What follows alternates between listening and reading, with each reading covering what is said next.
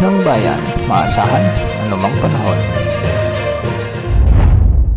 Magandang oras po sa ating lahat. Narito ng update sa lagi ng panahon ngayon at sa susunod na 24 oras. Sa kasalukuyan ay umiiral ang hanging amihan o northeast monsoon na siyang nakakaapekto ngayon sa may extreme northern Luzon. Samantalang easterlies o ang mainit na hangin mula sa karagatang Pasipiko naman ang nakakaapekto sa silangang bahagi ng ating bansa.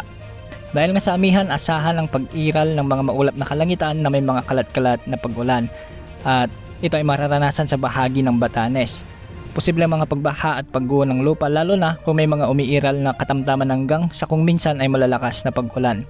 Samantalang sa Babuyan Islands ay nakakaapekto naman ang shear line na siyang magdudulot ng maulap na kalangitan na may mga kalat-kalat na pag-ulan at mga pagkidlat pagkulog.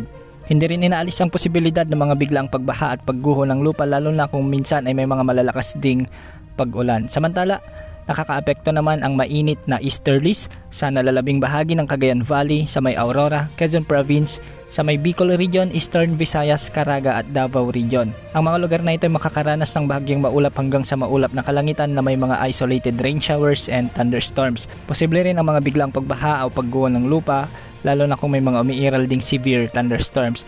Ngayong araw hanggang bukas ay asahan naman ang pag-iral ng mga localized thunderstorms sa may Metro Manila at nalalabing bahagi ng ating bansa.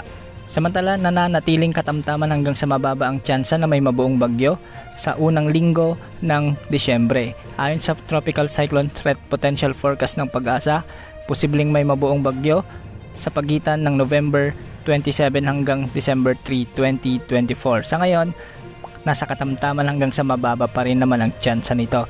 Ngunit, antabayan na ng mga susunod na update dahil ganitong forecast din ang inilabas ng Pag-asa sa mga nagdaang mga bagyo at unti-unting lumakas bilang mga typhoon hanggang sa super typhoon category.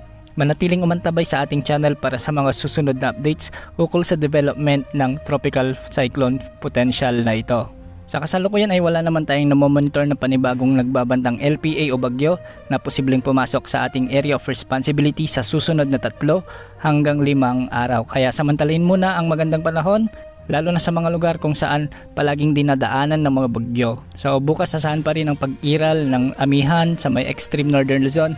Asahan na unti-unting bababa ito sa bahagi ng central at northern Luzon sa mga susunod na linggo dahil sa pagbugso ng malakas na hangin mula sa hilagang silangan. Yan muna ang update sa lagay ng panahon. Ito pang weather update ng bayan, maasahan anumang panahon.